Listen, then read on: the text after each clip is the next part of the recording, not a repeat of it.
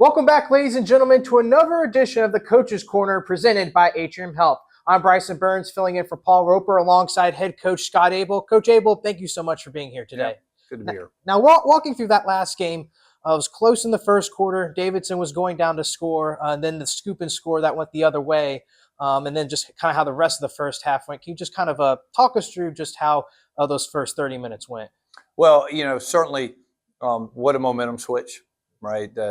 10-7 at that point, driving the field, really doing what we had designed to do, and unfortunately, right, there's a turnover right there that turned into a quick 7 for them, and momentum's huge in sports, and learning how to handle it and flip the switch when you have to is difficult. And we're a young football team, and we're a beat up football team, which makes it even younger. And we did not handle that. That rest of the second quarter got away from us really quick. And next thing you know, you're going into halftime, right, with a really unsurmountable mountain to climb coming back.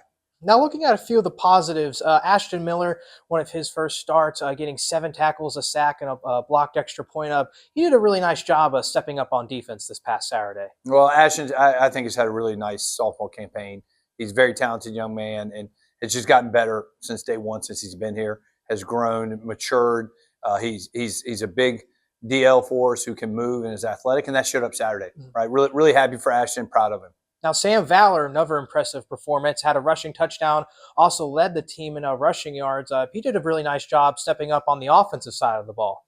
He did. That slot world has been a world that's kind of been uprooted at times this year because of our injuries, and Sam's been one of the consistent guys out there. And he's a guy who transitioned from running back last year to that slot, and that's not an easy transition, and he's done that really well, and that showed up again on Saturday, right? And he had another touchdown called back, a long run that was called back, and so proud of Sam. He's been great for our program, right? Great model of what a scholar athlete here is at Davidson, and I'm excited that he is playing his best football right now. Now, looking at the defense, some injuries, and you kind of talk about that next man up mentality. We kind of saw that with Ashton Miller. Can you just talk us through just kind of that mentality, especially on the defensive side of the ball that's had some of those injuries this year?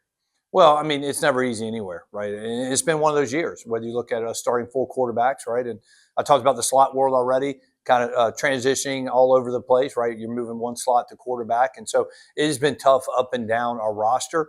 And defensively, no different now. That's kind of hitting them at a different point than it hit the offensive side. And, you're asking a linebacker who's played linebacker his whole career to move to safety. And I think Sabo's done a really good job in that transition, but that's not easy.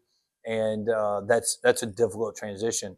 And when you do that, that means other guys are in the mix, and everybody's getting real life on the job training against some of the better teams and programs in our league, and that's not always fair, but that's reality. And us as coaches, our job is to get them best prepared as possible. And so it's certainly a balancing act. It's something that we're working hard on, and we're back at it this week, excited for it, and looking for now some of those younger guys to step up. Now they've got some experience, and let's see how they play the next week. You talked about some of the younger guys. We're going to go to the opposite end and talk about some of the older guys. It's senior day this upcoming Saturday. What does this senior class mean to you, Coach? Well, this is our COVID class. I mean, this is a group that chose us really sight unseen, right? That makes them special, right? They're guys that have gone through the ringer, right, in their high school career when they started here, and what that looks like for them. And it's a group that's battled injuries, right? There's some seniors that haven't played very much because they just haven't been healthy through their career, and there's guys that have been starters from day one, and guys that have been in and out of the starting lineup and handle it like men. And at the end of the day, all right, it's a group that they're graduating with an unbelievable degree. They have a shot at being the winningest class ever here, right? And I'm excited to celebrate them on Saturday. I'm looking forward to a great crowd to help us celebrate them, and looking forward to that day.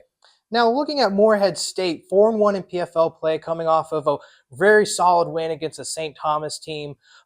Definitely the dark horse right now in the Pioneer Football League. I don't think anyone thought that they would be in the position that they're at right now. What are some of the things that really stand out to you about this Morehead State team?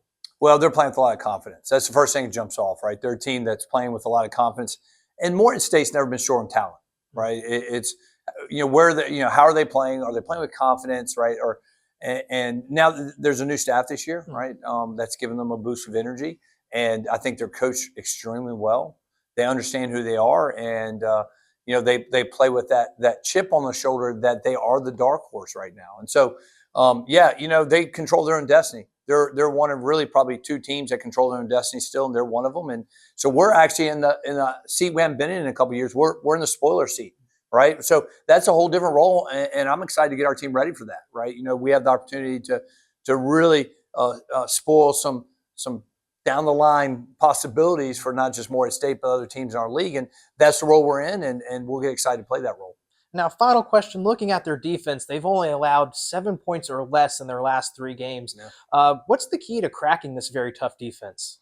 Well, they're playing great as a unit, right?